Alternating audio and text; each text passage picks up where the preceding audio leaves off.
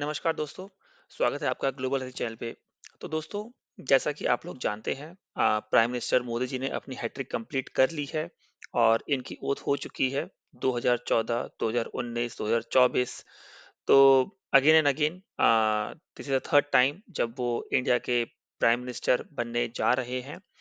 अब तक वो केयर टेकर पीएम थे क्योंकि आपको अपने नेक्स्ट ओथ से पहले आपको अपने करंट पोजीशन से रिज़ाइन करना पड़ता है। और अब दुनिया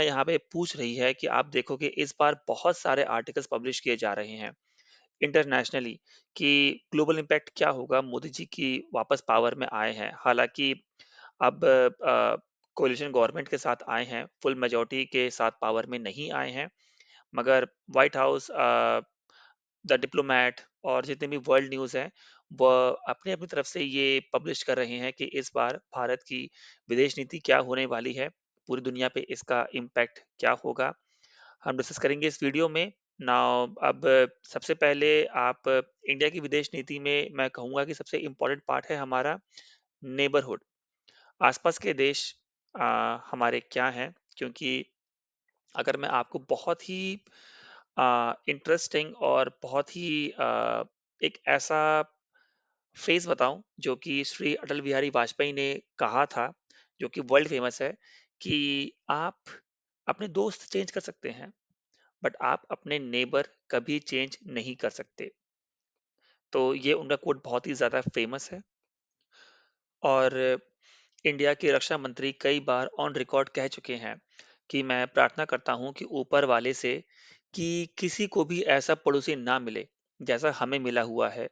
ये ऑफ कोर्स हमारे पाकिस्तान की बात ही कर रहे थे और पिछले कुछ सालों में आपने देखा होगा कि एक बात तो कंफर्म है जो कि इंडिया के आसपास जो कंट्रीज हैं, ऑलमोस्ट सभी कंट्रीज के साथ इंडिया के जो रिलेशंस हैं खराब हो रहे हैं। अगर आप चाहे साउथ में जाइए या फिर ईस्ट में या वेस्ट में, तो सामने आया था कि जब चाइना अग्रेसिव हो गया पाकिस्तान, जो पहले था, वैसा ही नेपाल में केपी ओली के दौरान काफ़ी एंटी इंडिया स्टेटमेंट्स आई और फिर हमने देखा कि मालदीव्स भी काफ़ी अब एंटी इंडिया स्टेटमेंट दे रहा था। नाउ आज के समय में आपको बता दूं कि चाइना पाकिस्तान को छोड़ के चाइना का केस बिल्कुल अलग है। चाइना अग्रेशन ना सिर्फ इंडिया के अगेंस्ट या करता है बल्कि ताइवान, जापान और फिलीपींस ऑलमोस्ट हर कंट्रीज के अगेंस्ट में आसपास चाइना अग्रेशन दिखा रहा है।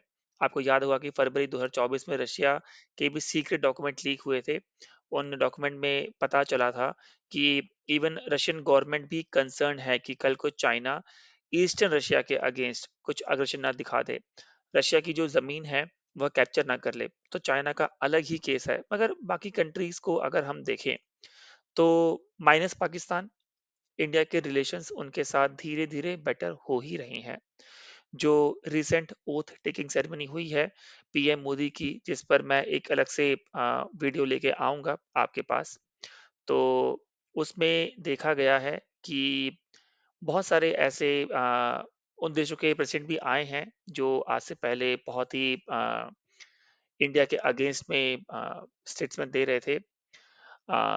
जैसे कि आप देख पाओगे कि श्रीलंका के प्रेसिडेंट, मालदीव्स के प्रेसिडेंट और बांग्लादेश, मॉरिशस, नेपाल, भूटान इन सभी को इनवाइट किया गया।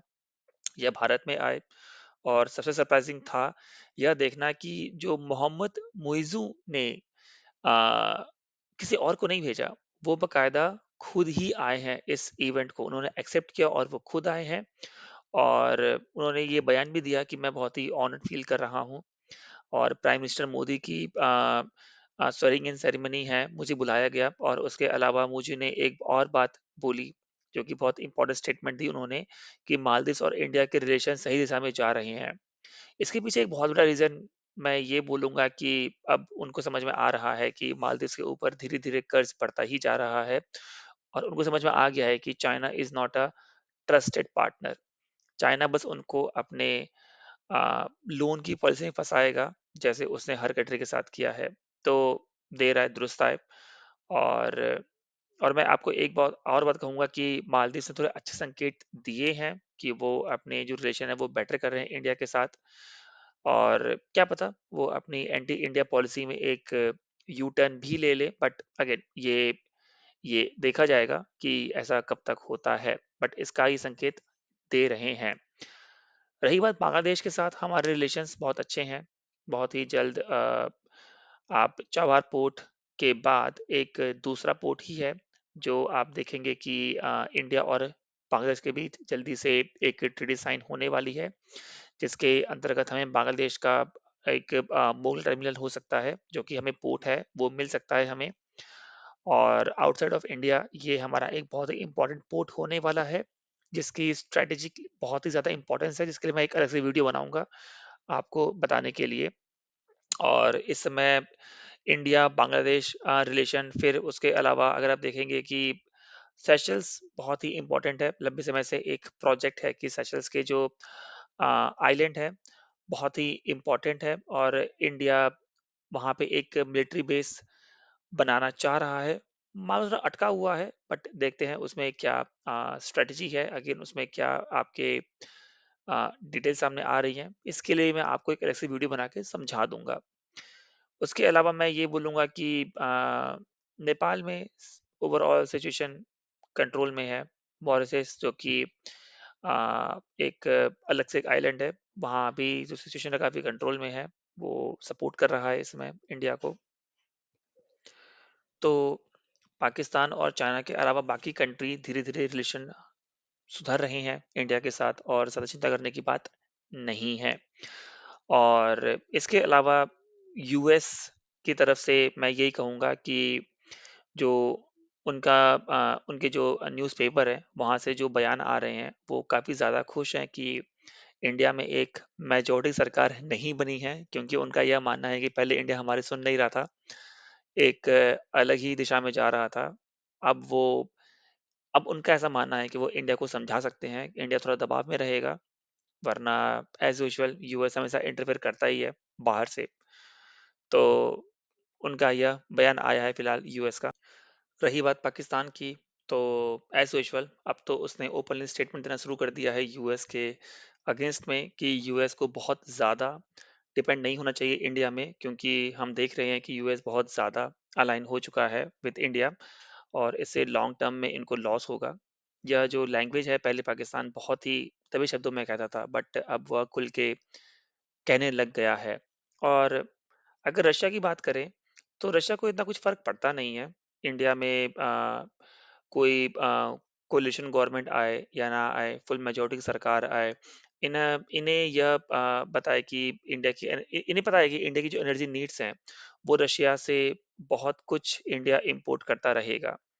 ऑयल इम्पोर्ट किया है, और ऑन द स्पॉट आगे भी करता रहेगा। इंडिया ऑयल ऑयल हो चाहे गैस हो, वो इम्पोर्ट करता रहेगा रशिया से। वैसे चाइना काफ़ी खुश है, क्योंकि अब चाइना को लग रहा है कि अगर गवर्नमेंट फुल मेजॉरिटी में नहीं है, कोलिशन में है, तो अब इंडिया में इकोनॉमिक रिफॉर्म्स नहीं होंगे, और जितने भी उनके अलायंस पार्टनर हैं, वो बोलेंगे कि पीपल्स को फ्रीबीज़ दो। तो इंडिया अपना सारा पैसा अब इंफ्रा में इन्वेस्ट ना करके फ्रीबीज़ बाँटने में लग जाएगा। तो चाइना काफ़ी खुश है इससे। बाकी देखते हैं आगे क्या होता है। Thank you so much. जय हिंद, जय भारत।